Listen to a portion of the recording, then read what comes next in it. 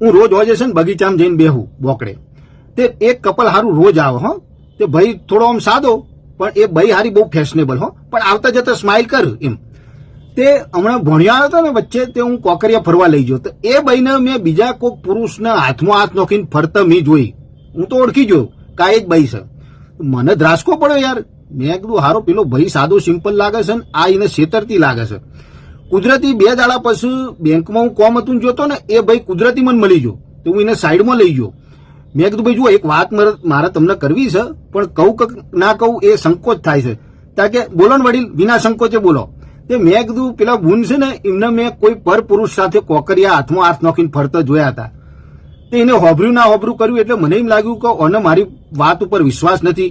પછી મેં કીધું મારા બૈરા ના સમજો હું ખોટું બોલતો હોય, હું સાચું બોલું. મને કે ભાઈ સાહેબ બહુ તમે ચોરીને ચીકણું કરો છો. મેં કીધું ના હું સાચું કહું છું. તાર મને કે બટકો હતો, મેં કીધું હા. મને કે સોમ હતો, મેં કીધું હા. મને કે એનો વર છે. બગીચામાં નહીં, ચોક મંદિરમાં જઈને બેહું હાલ. કઈ દાડા તો હારું મારું મગજ ખરાબ રહ્યું યાર.